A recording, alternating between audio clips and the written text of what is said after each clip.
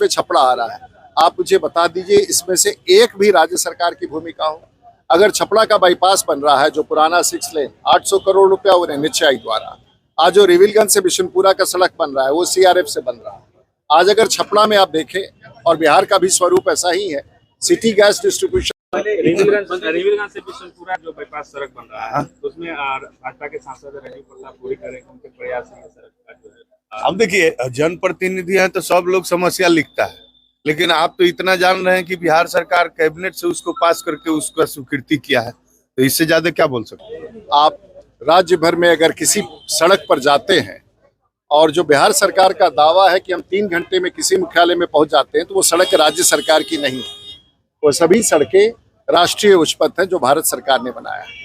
जो बृहद पुल गंगा पर निर्माण हो रहा है उसमें से एक पुल पर एक अंश राज्य सरकार का नहीं है, चाहे वो डोरीगंज से दिगवारा से शेरपुर का वो पुल हो, या जेपी सेतु के पैरेलल पुल हो, या गंडक पर जो अब नया पुल बनने जा रहा है जो पुरानी पीडब्ल्यूडी को तोड़ करके, या बलिया का जो सुपर एक्सप्रेसवे छपड़ा आ रहा है।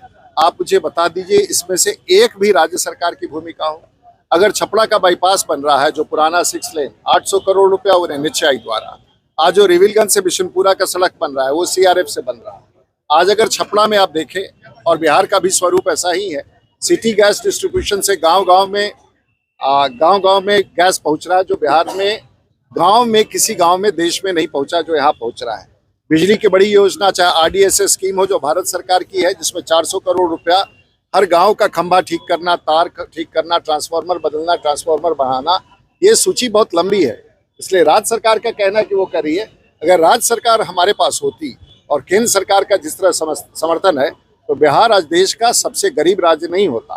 बिहार आज देश का 4 करोड़ लोग बिहार छोड़ के नहीं गए होते। और जातीय जनगणना करा करके जिन लोगों को उन्होंने बिहार से बाहर भेज दिया है, उन पर भी एक बड़ा सवाल खड़ा होता है कि ये जातीय जनगणना उन गरीबों के लिए क्यों नहीं है जो बिहार छोड़ के 4 करोड़ लोग चले गए।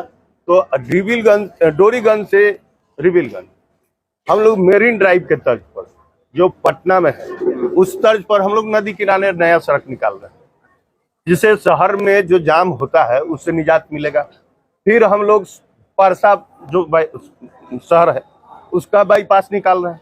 गरखा में रिंग रोड बन रहा है, क्योंकि एक तरफ से अब बाईपास बन चुका है, एक तरफ से बनेगा तो रिंग रोड हो जाएगा, तो वहाँ बन रहा है।